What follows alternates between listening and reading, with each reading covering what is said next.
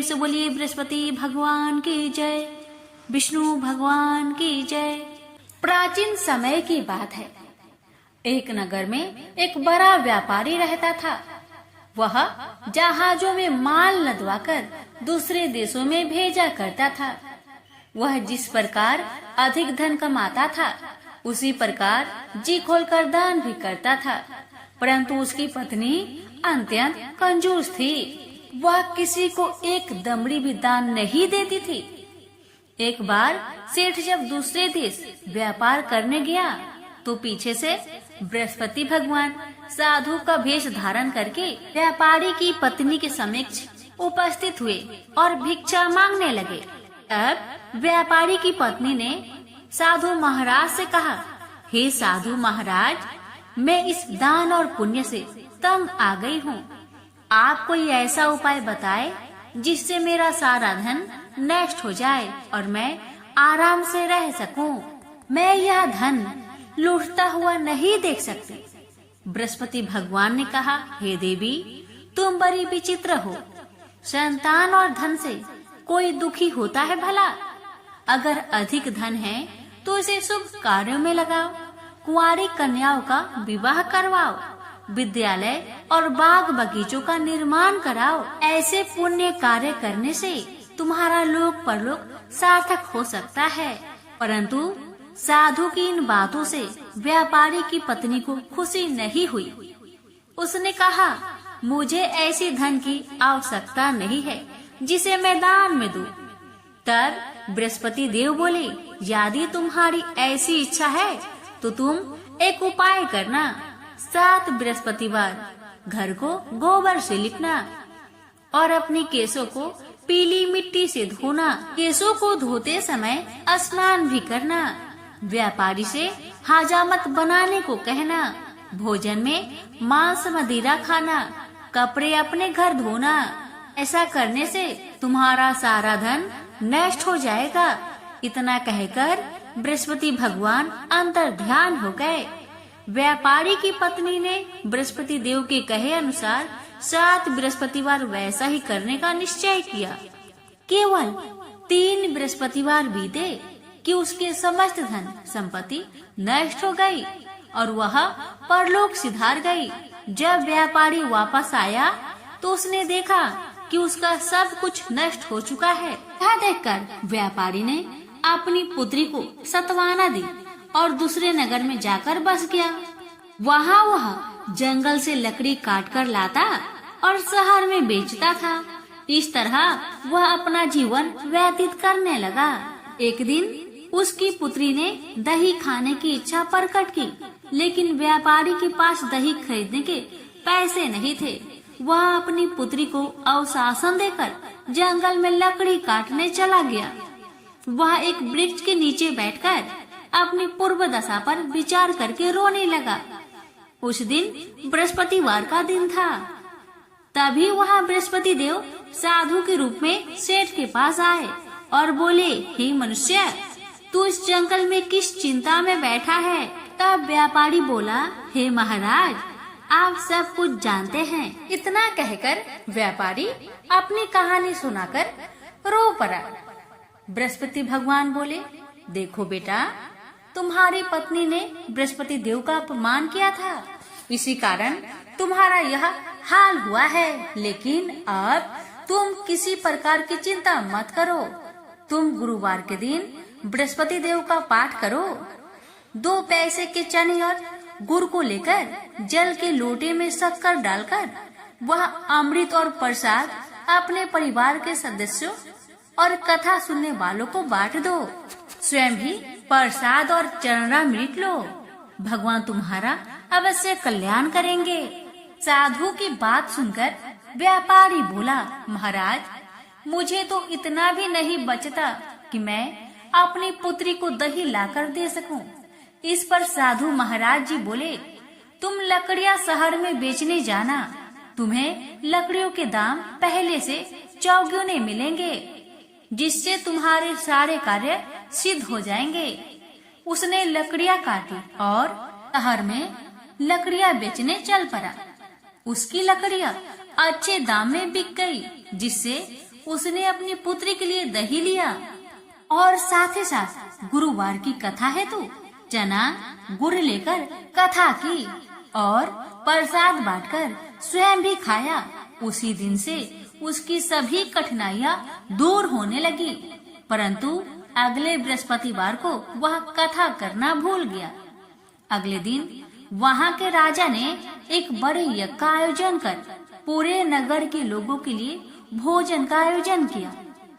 राजा की आज्ञा अनुसार पूरा नगर राजा के महल में भोज करने गया, लेकिन व्यापारी व उसकी पुत्री तनिक विलंब से पहुँचे। अतः उन दोनों को राजा ने महल में ले जाकर भोजन कराया।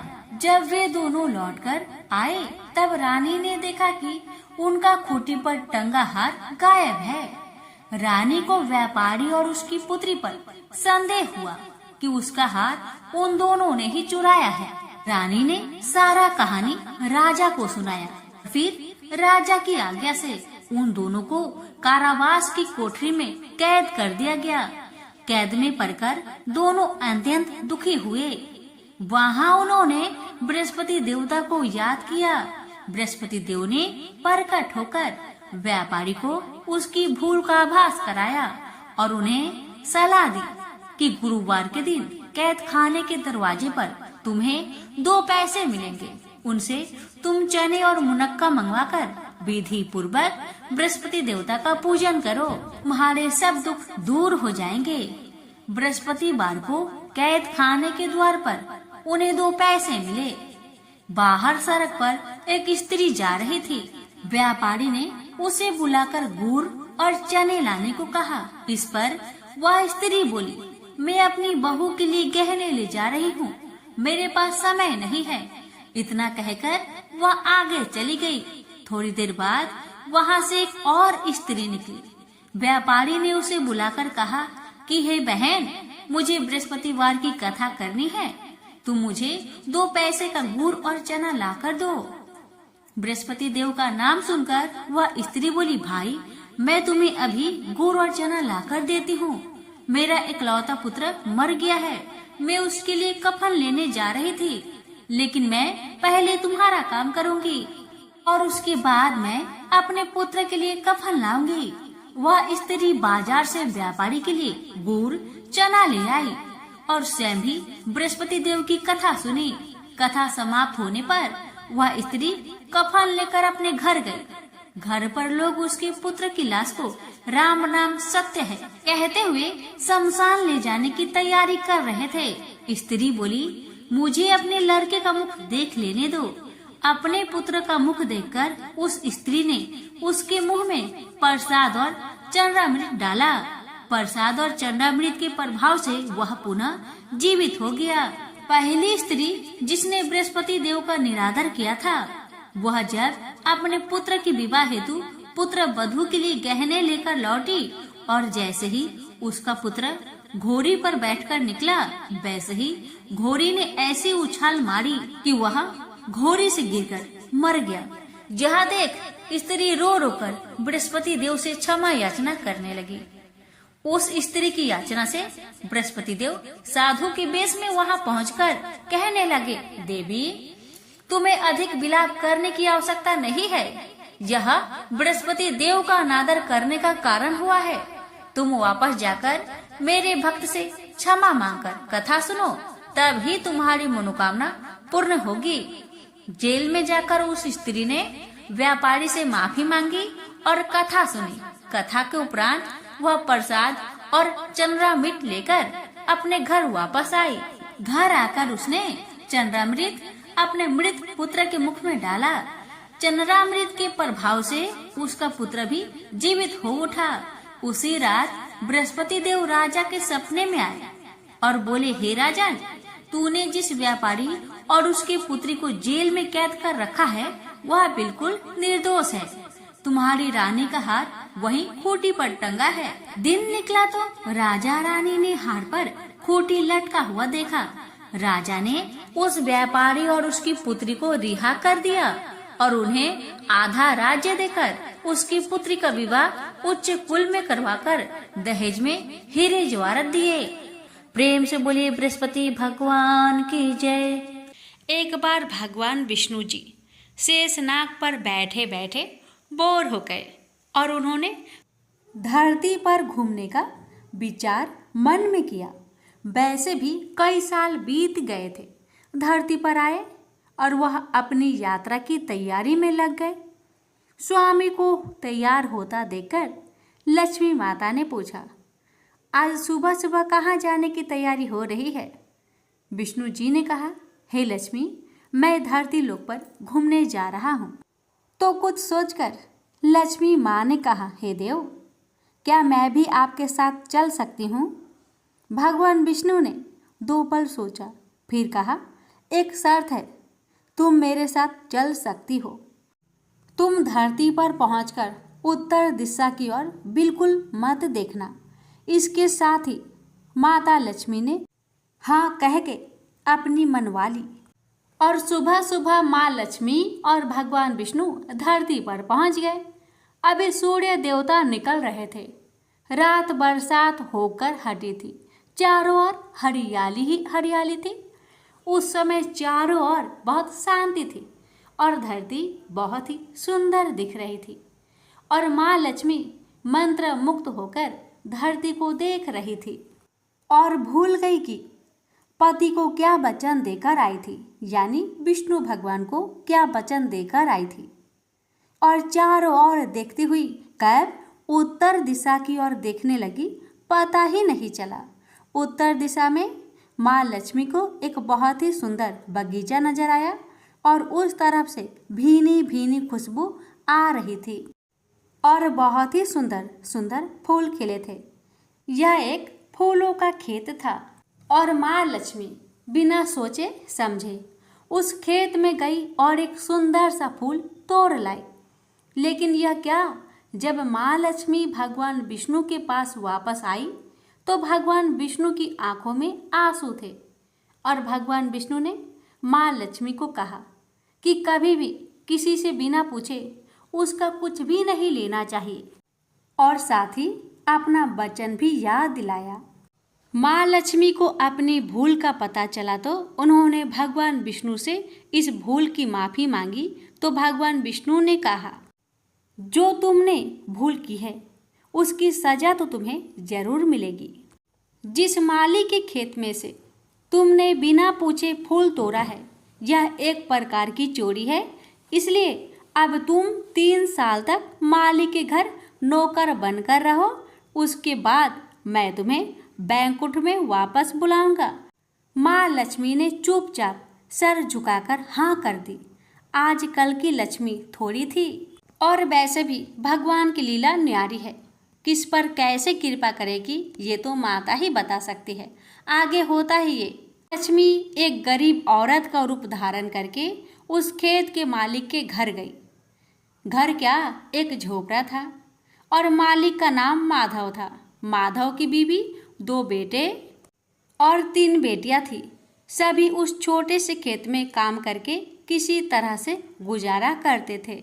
माँ लक्ष्मी जब एक साधारण और गरीब औरत बनकर जब माधव के झोपड़े पर गई तो माधव ने पूछा, बहन तुम कौन हो और इस समय तुम्हें क्या चाहिए? तब माँ लक्ष्मी ने कहा, मैं एक गरीब औरत हूँ। मेरी देखभाल करने वाला कोई नहीं है। मैंने कई दिनों से खाना भी नहीं खाया। मुझे कोई काम दे दो, साथ में मैं तुम्हारे घर का काम भी कर दिया करूँगी। बस मुझे अपने घर में एक कोने में आसरा दे दो। माधव बहुत ही अच्छे दिल का मालिक था। उसे दया आ गई, लेकिन उसने कहा, बहन मैं तो बहुत गरीब हूँ। मेरी कमाई से मेरे घर का खर्च मुश्किल से चलता है। लेकिन अगर मेरी 3 की जगह 4 बेटियां होती तो भी मैंने गुजारा करना ही था।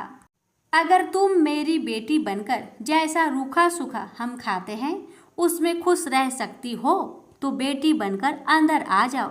माधव ने माँ लक्ष्मी को अपने झोपड़े में शरण दे दी और माँ लक्ष्मी 3 साल तक उस माधव के घर पर नौकरानी बनकर रही। जिस दिन माँ लक्ष्मी माधव के घर आई थी उससे दूसरे दिन ही माधव को इतनी आमदनी हुई। फूल बेचकर ही शाम को एक गाय खरीद ली। फिर धीरे धीरे माधव ने काफी जमीन खरीद ली और सबने अच्छे अच्छे कपड़े भी बनवा लिए और फिर एक बड़ा पक्का घर भी बनवा लिया। बेटियों और बीबी ने गहने भी बनवा लिए और अब मकान भी बहुत बड़ा बनवा लिया था। माधव हमेशा सोचता था कि मुझे ये सब इस महिला के आने के बाद ही मिला है। इस बेटी के रूप में मेरी किस्मत आ गई है मेरी। और अब 2 से 5 साल बीत गए थे, लेकिन माँ लक्ष्मी अब भी घर में और खेत में काम करती थी। एक दिन माधव जब अपने खेतों से काम कर खत्म करके घर आया तो उसने अपने घर के सामने द्वार पर एक देवी स्वरूप गहनों से लदी एक औरत को देखा।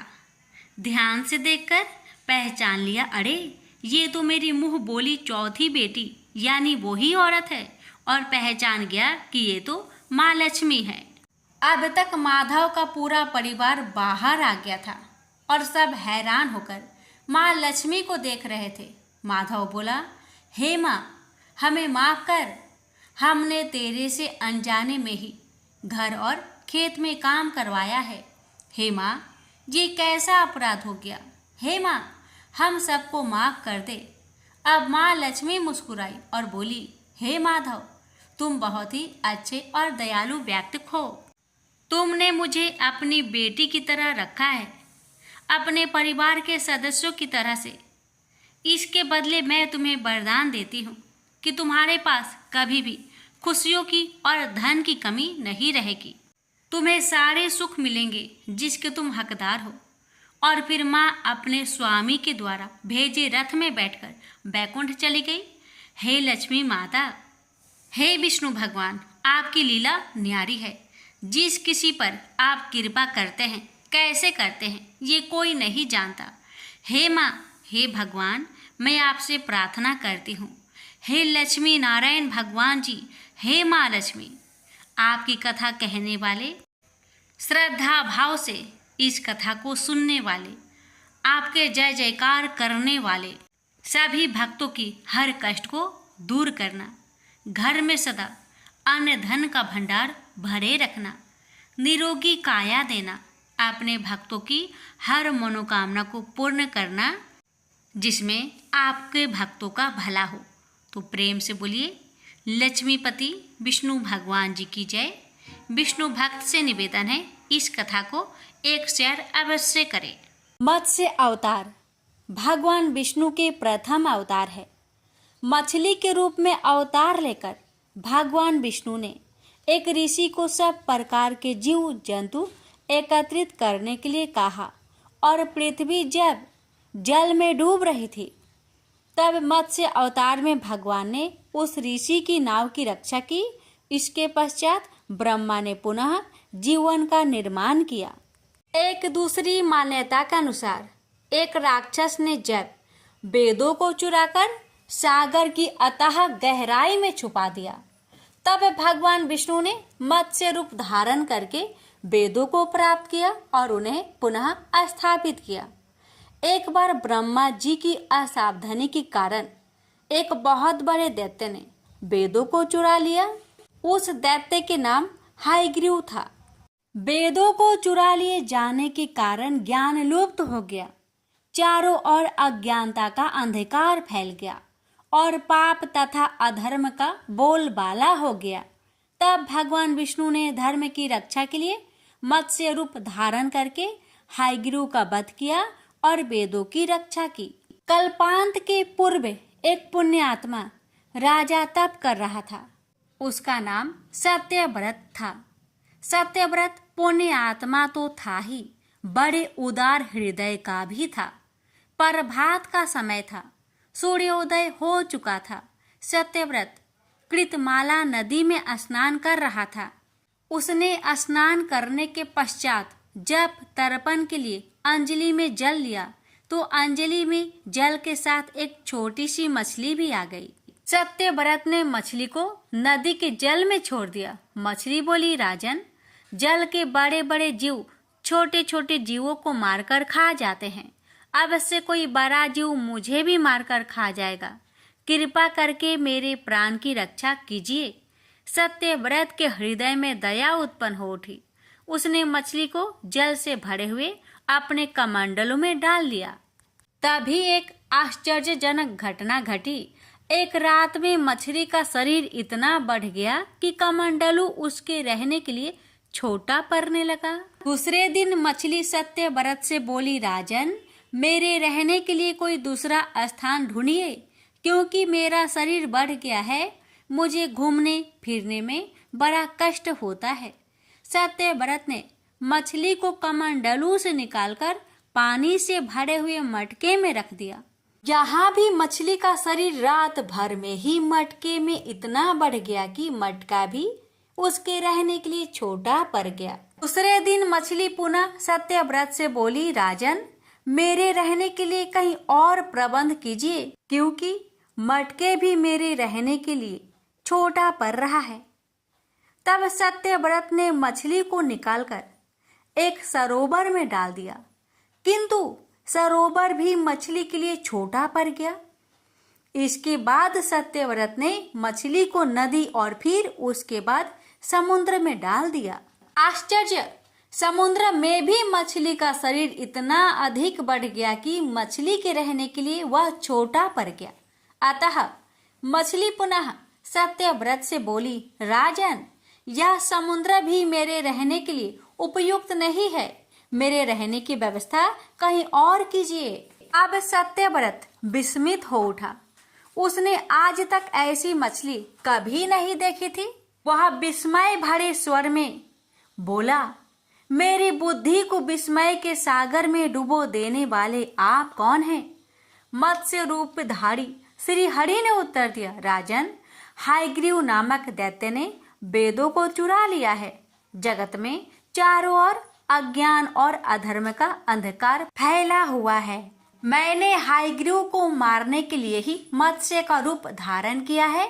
आज से 7वें दिन पृथ्वी प्रलय के चक्र में फिर जाएगी। समुद्र उमड़ उठेगा, भयानक वृष्टि होगी, सारी पृथ्वी पानी में डूब जाएगी। जल के अतिरिक्त कहीं कुछ भी दृष्टिगोचर नहीं होगा। आपके पास एक नाव पहुंचेगी।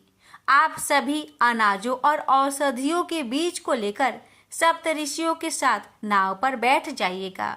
मैं उसी समय आपको पुनः दिखाई पड़ूंगा और आपको आत्म तत्व का ज्ञान प्रदान करूंगा। सत्यव्रत उसी दिन से श्री हरि का स्मरण करते हुए प्रलय की प्रतीक्षा करने लगे।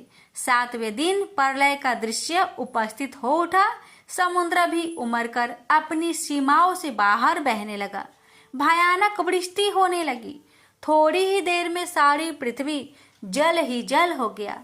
संपूर्ण पृथ्वी जल में समा गई। तभी उसी समय एक नाव दिखाई पड़ी। सत्यव्रत सप्त ऋषियों के साथ उस नाव पर बैठ गए। उन्होंने नाव के ऊपर संपूर्ण अनाजों और औषधियों के बीज भी भर लिए। नाव प्रलय के सागर में तैरने लगी। प्रलय के उस सागर में उस नाव के अतिरिक्त कहीं भी कुछ भी नहीं दिखाई दे रहा था। सत्यव्रत का जीवन धन्य हो उठा। वे जीते जी ही जीवन मुक्त हो गए। प्रलय का प्रकोप शांत होने पर मत्स्य रूपी भगवान ने हायग्रीव को मारकर उससे वेद छीन लिए। भगवान ने ब्रह्मा जी को पुनः वेद दे दिए। इस प्रकार भगवान ने मत्स्य रूप धारण करके वेदों का उद्धार तो किया ही, साथ ही संसार के प्राणियों का भी अमिट कल्याण किया। प्रेम से बोलिए जय श्री हरि। एक बार भगवान नारायण बैकुंठ लोक में सोए हुए थे। उन्होंने सपने में देखा कि करोड़ों चंद्रमाओं की कांति वाले त्रिशूल डमरूधारी स्वर्ण भरण भूषित सूर्येंद्र वंदित सिद्धि सेवित त्रिलोचन भगवान शिव प्रेम और आनंदातिरिक्त से उन्मत्त होकर उनके सामने नृत्य कर रहे हैं। उन्हें देखकर भगवान विष्णु हर्ष से गदगद हो उठे और अचानक उठकर बैठ गए। कुछ देर तक ध्यानस्थ बैठे रहे। उन्हें इस प्रकार बैठे देखकर श्री लक्ष्मी जी पूछने लगी, भगवान आपके इस प्रकार अचानक निद्रा से उठकर बैठने का क्या कारण है? भगवान ने कुछ देर तक उनके इस प्रश्न का कोई उत्तर नहीं दिया और आनंद में निमग्न चुपचाप बैठे रहे। कुछ देर बाद हर्षित होते हुए बोले, देवी, मैंने अभी स्वप्न में भगवान श्री महेश्वर का दर्शन किया है। उनकी छवि ऐसी अपूर्व, आनंदमयी एवं मनोहर थी कि देखते ही बनती थी। मालूम होता है कि शंकर ने मुझे स्मरण किया है। अहो भाग्य, चलो कैलाश में चलकर हम लोग महादेव के दर्शन करें। ऐसा विचार कर दोनों कैलाश की ओर चल दिए। भगवान शिव के दर्शन के लिए कैलाश मार्ग पर आधी दूर गए होंगे कि देखते हैं भगवान शंकर स्वयं गिरिजा के साथ उनकी ओर चले आ रहे हैं। अब भगवान के आनंद का तो ठिकाना ही नहीं रहा, मानो घर बैठे निधि मिल गई। पास आते ही दोनों परस्पर बड़े प्रेम से मिले। ऐसा लगा मानो प्रेम और आनंद का समुद्र उमड़ पड़ा। एक दूसरे को देखकर दोनों ने नेत्रों से आनंद आंसू बहने लगे और शरीर पुलकायमान हो गया। दोनों ही एक दूसरे से लिपटे हुए कुछ देर मुखबख्त खड़े रहे। प्रश्नों उत्तर होने पर मालूम हुआ कि शंकर जी को भी रात्रि में इसी प्रकार का सपना हुआ कि मानो विष्णु भगवान को वे उसी रूप में देख रहे हैं जिस रूप में अब उनके सामने खड़े थे। दोनों के स्वप्न का वृत्तांत से अवगत होने के बाद दोनों एक दूसरे को अपने निवास ले जाने का आग्रह करने लगे। नारायण ने कहा कि बैकुंठ चलो और भोलेनाथ कहने लगे कि कैलाश की ओर प्रस्थान किया जाए। दोनों के आग्रह में इतना अलौकिक प्रेम था कि यह निर्णय करना कठिन हो गया कि कहाँ चला जाए। इतने में ही क्या देखते हैं कि बीना बजाते हरिगुण गाते नारद जी कहीं से आ निकले। बस फिर क्या था, लगे दोनों उनसे निर्णय कराने कि कहाँ चला जाए। बेचारे नारद जी तो स्वयं परेशान थे उस अलौकिक मिलन को देखकर। वे तो स्वयं अपनी शुद्ध बुद्ध भूल गए और लगे मस्त होकर दोनों का गुणगान करने। अब निर्णय कौन करे? अंत में यह तय हुआ कि भगवती उमा जो कह दे वही ठीक है। भगवती उमा पहले तो कुछ देर चुप रही, अंत में वे दोनों की ओर मुख करते हुए बोली, हे नाथ, हे नारायण, आप लोग के निश्चल अनन्य एवं अलौकिक प्रेम को देखकर तो यही समझ आता है कि आपके निवास अलग अलग नहीं है। जो कैलाश है वही बैकुंठ है और जो बैकुंठ है वही कैलाश है। केवल नाम में ही भेद है। यही नहीं, मुझे तो ऐसा प्रतीत होता है कि आपकी आत्मा भी एक ही है, केवल शरीर देखने में दो है। और तो और मुझे तो स्पष्ट लग रहा है कि आपकी भार्याएं भी एक ही हैं। जो मैं हूँ वही लक्ष्मी है और जो लक्ष्मी है वही मैं हूँ। केवल इतना ही नहीं, मेरी तो अब यह दृढ़ धारणा हो गई है कि आप लोगों में से एक के प्रति जो देश करता है वह मानो दूसरे के प्रति ही करता है। एक की जो पूजा करता है वह मानो दूसरे की भी पूजा करता है। मैं तो तय समझती हूँ कि आप दोनों में जो भेद मानता है उसका चिरकाल तक घोर पतन होता है। मैं देखती हूँ कि आप मुझे इस प्रसंग में अपना मध्य स्थल बनाकर मानो मेरी प्रवचना कर रहे हैं, मुझे असमंजस में डाल रहे हैं, मुझे भुला रहे हैं। अब मेरी यह प्रार्थना है कि आप लोग दोनों ही अपने अपने लोक को पधारिए। श्री विष्णु यह समझे कि हम शिव रूप में बैकुंठ जा रहे हैं और महेश्वर यह माने कि हम विष्णु रूप में कैलाश गमन कर रहे हैं। इस उत्तर को सुनकर दोनों परम प्रसन्न हुए और भगवती उमा की प्रशंसा करते हुए दोनों ने एक दूसरे को प्रणाम किया और अत्यंत हर्षित होकर अपने अपने लोक को प्रस्थान किया। लौटकर जब श्री विष्णु बैकुंठ पहुंचे तो श्री लक्ष्मी जी ने उनसे प्रश्न किया, हे प्रभु, आपको सबसे अधिक प्रिय कौन है? भगवान बोले, प्रिय, मेरी प्रियतम केवल श्री शंकर है। देहधारियों को अपने देह की भांति वे मुझे अकारण ही प्रिय है।